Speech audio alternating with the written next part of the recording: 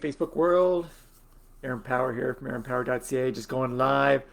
So glad to be here with you tonight, and so glad to have you with me. And I hope everybody's following along, and I hope everybody's having a chance to actually check out the Rewired with Joe Dispenza sessions because they're fascinating. So first things first, I just wanted to recap a few things from what went on in episode 1 in case you haven't seen it, because it was awesome. It was called An Introduction to Your Brain. And one of the most important things I thought, and I'll have to read the quote here, was that the sum of our thoughts, 80 to 90% of the thoughts we have every day are the exact same thoughts we had yesterday. So if we continue to have the same thoughts every day, we're going to continue to live the same life every day. So if we want to get or have a new life, we need to start having new thoughts. And I think that's the biggest takeaway I had from the first session, was that we need to get rid of those old thoughts of blame, those old thoughts of guilt, those old thoughts of shame, those old thoughts of I can't. We need to replace them with new thoughts like I can, I will, I'm going to might be the right one, but change that positive mindset that I can do it. And it all comes down to thinking it first. You got to have that positive thought in your mind, and then you're going to make that positive thought into a reality. And not only a reality, but into an emotion.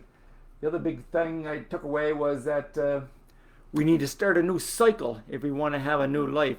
And this new cycle starts with new thoughts, because new thoughts leads to new choices. New choices leads to new behaviors. You have to excuse me, I'm reading off the wall here. And these new behaviors allow you to have new experiences.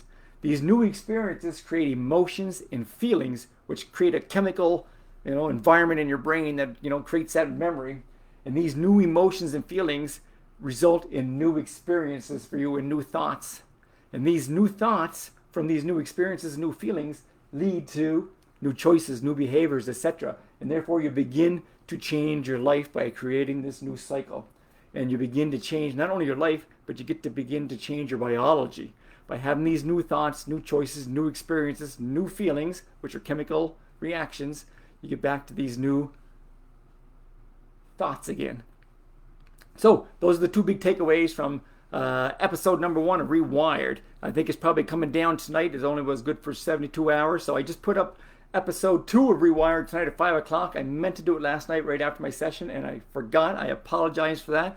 But hopefully some of you have taken it in. And if you haven't, be sure to check it out later on, because it is awesome as well. Joe Dispenza, I can't say enough good stuff about him, because he is not putting window dressing on your symptoms. He's giving you solutions to your problems. And I think that's a big difference. Stop treating the symptoms, start resolving the problems, and that will lead to our new lives. So I'm going to launch on to story number 3, session number 3 tonight, called Confidence. This goes back to fall of 2018. I started experiencing these new effects, which were related to my MS, and it basically come down to the fact that I constantly had to stop and check my left foot, because it always felt like my sock was wet.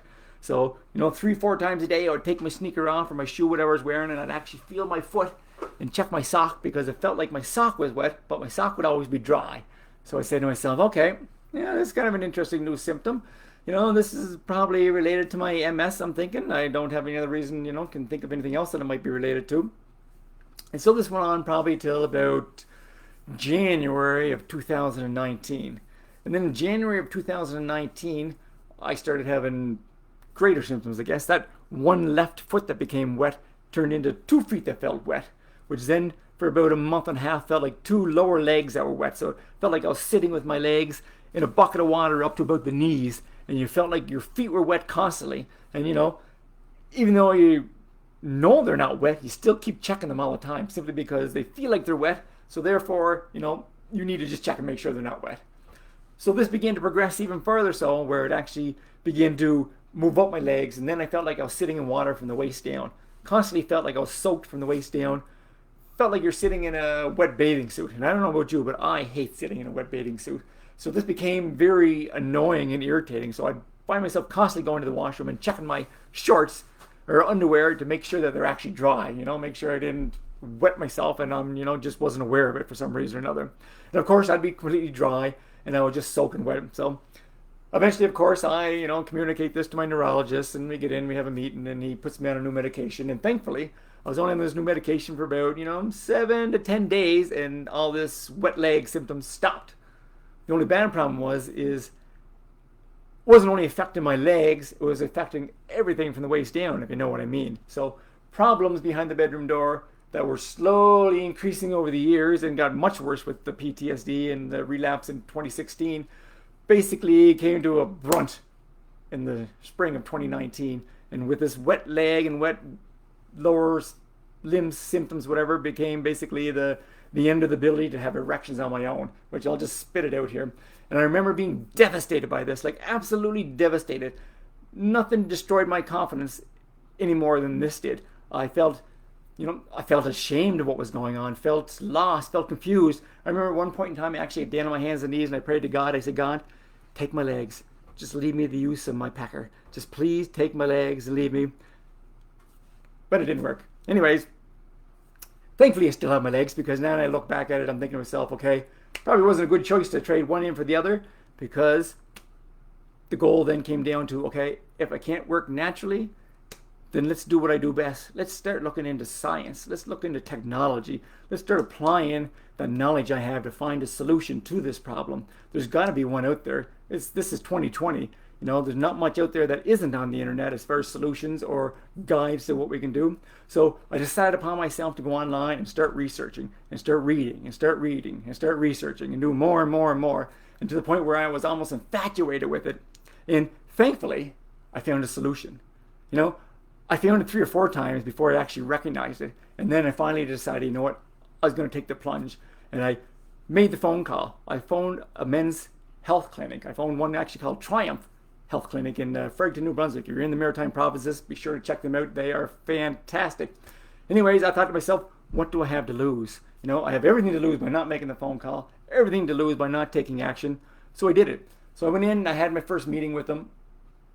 And I must say, it was uncomfortable. It was awkward. I felt weird, and talking to somebody about your inability to get an erection. I should say inability to get an erection when you're conscious. Unconscious sleeping, no problem. I wake up with them nonstop all the time. Unfortunately, the minute I become conscious, they disappear on me, because my body doesn't seem to be able to, keep that enjoyment sensation going on without the stress part being triggered and everything going downhill from there. So I went in, I made the appointment, I had the conversation, and I must say they made me feel right at home. First 10 minutes was stressful and awkward, but after that it actually became somewhat comfortable, and so much so that, I ended up going back there several times. I actually ended up going back there and purchasing what they call a low wave, low frequency treatment for people with erectile difficulties. And I thought to myself, I'll try anything. I'll try anything to get back in the game, so to speak. So I paid $3,500 to have this low wave, low frequency treatment done. I was told going into it with MS, there was probably a very small chance that it would actually benefit me, simply because my problem wasn't so much vascular as what they were going to repair as it was neurological. Just whoever's up there working your brain with the operator, plugging in, whatever, they're kind of slow and they're not moving those connections fast enough to keep you in the game. So I paid for it, I tried it. Great results. Unfortunately, all the results were while I was sleeping, so I was like erect 8 hours of every night for the most part for the next 3 or 4 months while I was sleeping. But the minute I get up and I became conscious, then it would disappear, simply because I didn't have the capacity to keep my mind in a calmed, ease state where I was able to maintain them, but rather I would automatically go into these stress things. Oh my God, was that the door? Was this? Did somebody ring the doorbell? Was that the phone? Your mind's always racing, and therefore you don't have the mindset to maintain them. So I was very ashamed of this. I felt very lame. I remember, to the point where going to the camp with the guys and we'd be talking about sex, and I would feel like just waves of anxiety coming over me, simply because I was scared to death I was going to have to talk about it, and I didn't want to have to admit to what my problem was going on. And therefore, sex became, rather than something I loved and desired, to something that I was scared of. And just the thought of having it, I would just get waves of anxiety over me, because I knew that it would be nothing but failure. And do you really want to put yourself in another position where it's just going to be failure again? And I can tell you right now, no. At the end of it, you begin to avoid it, simply because you don't want to feel that shame, that rejection, that sense that you're broken, that you're lame. And I must say, I went, I made that one appointment at the Triumph Men's Clinic, and it was the best thing I ever did. They shared their knowledge with me. They shared, the best treatments there is out there today, and they helped me resolve my problem. And that's why I guess I wrote an ebook called From Lame to Legend, because my problem is no longer I can't get an erection. My biggest problem now is that I can't get rid of my erection. It hangs around for hours and hours. Never thought I'd have to say that it was going to be a problem. And especially in the last 3 or 4 years, I didn't think that was going to be a problem. But now that's my biggest problem, is that I can get them and I can maintain them for hours at a time. And now hours at a time is not a good thing. You want to get rid of them after an hour or two if you can. So now it's all about learning new strategies to get rid of it. So if you're looking to go from lame to legend, then check out my book at book.aaronpower.ca, and I'll tell you all about my problems and how I solved it and what my solution was. I don't want to go into great detail here because I'm sure nobody wants to, hear the gory details of my erectile problem. So if you're really interested, you can get it online at book.aaronpower.ca. $4.97, I think it is. Not overly expensive. Quick read, within a couple of hours you can probably get through it. But if you're suffering from this problem and you're wondering if you're the only one suffering from this problem, then check it out. You'll realize that you're not alone at all, and that there is solutions out there, and that you too can go from lame to legend. So jumping off of that, I decided at that point that there has to be a solution. I wasn't willing to settle for no solution. So therefore, I created a positive solution in my mind where I had an out, where I was back in the game again. I was back in the field and I was scoring touchdowns like you wouldn't believe it. So I imagined it in my mind, and then I went out and I created it in my life. And I did it not by myself, but I did it with the help of, the people from Triumph Men's Clinic, basically were the big saviors for me. So mindset. I can't go into it anymore or tell you how important mindset is and how important creating your future in your mind is first, and then going out and building it for yourself. So if you following along and you had a chance to go in and look at Rewired session number 2 or episode number 2 beforehand, and I put it on late, I apologize for that, then hopefully you had some more takeaways from it as well, and hopefully you were inspired by what Dr. Joe Dispenza has to say, and especially inspired by the fact that we have the ability to change our bodies, to heal our bodies, just using our minds alone. Our minds are so powerful. If our minds, when stressed and we're filled with negative energy, can make us sick, then our minds, when gratitude is there with positive energy, we can heal our bodies. And so I'm embarking to heal my body over the next year. I made a dedication or a statement yesterday to state that normally I go in and have an MRI every year to see if my MS got worse. This year I'm going in with the mindset saying next year I'm going in to get an MRI to see if my MRI is better, or my MS is better. Because I believe in Dr. Joe Dispenza, and I believe I can heal my mind, and heal my body as well. So that's the journey I'm launching on, and I want you to launch with me. If you're not, if your life just isn't the way you want it to be and you're looking for something new, something better, then take the challenge. Rewire your brain, change your destiny, get in and build the life you want to build. So some takeaways from episode 2, in case you haven't seen it, is that, and I think this is an awesome one that I had, one of the takeaways he said was that if we are not using our thoughts to define ourselves with a vision of the future, to create a new life, then we are left with only the memories of our past, and you will become predictable in your life.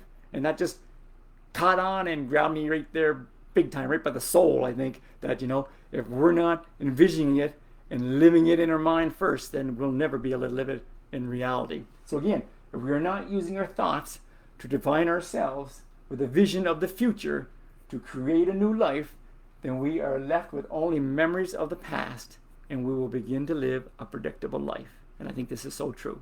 And the second big takeaway was that every day you need to remind yourself of who you want to be, and remind yourself of who you don't want to be. I'm going to repeat that again. Every day, remind yourself of who you want to be, and remind yourself of who you don't want to be. And I just want to say, every day I close my eyes and I envision myself in the future being healthy, living the life I want, having the life for my family that I want, and I'm working hard to get it.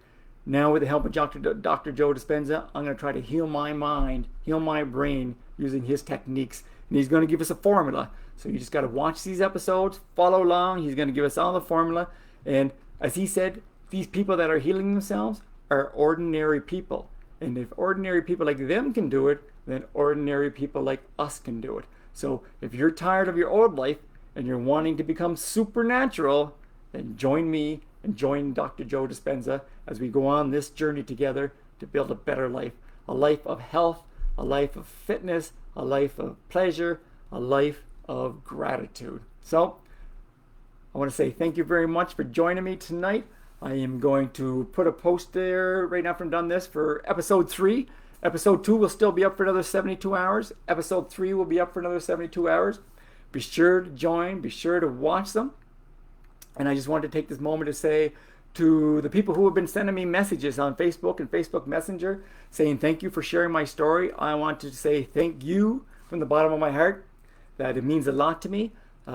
This isn't easy for me. I find this very difficult to go online and talk and share my life with other people. I'm usually a pretty quiet and reserved person, but your statements of how, this is connected with them and how much other people are, listening to it and they're gaining from it, they're getting value from it. And if anything else, if somebody out there feels that they can, relate to this vulnerability, then hopefully that they'll be able to take those steps they need to get help, to get back into a good life. Because the longer you avoid it, the worse it gets and the harder it'll be to solve the problem. The faster you can go and to talk to somebody about it, to begin that conversation, to begin that long journey down that road for health, for wellness, then the better off you are. So anybody out there that, feels connected to my story, reach out to somebody. Go and tell them you need some help. It could be a friend, it could be a mental health worker, it could be, could be anybody at all. It could be a perfect stranger. So find somebody to confide in, find somebody to help you get on that path to well-being. And all I can say is I hope to see you back here tomorrow night for session number 4, where I will share my next story with you. And I don't know if I can remember what the next one is called or not. It's called Culture. Session number 4, Culture. I'm going to go into a little bit about the life you live and how you need to make decisions for good health and good well-being. So thank you very much for being with me tonight. I look forward to talking to you all again tomorrow night, and I wish you a good evening.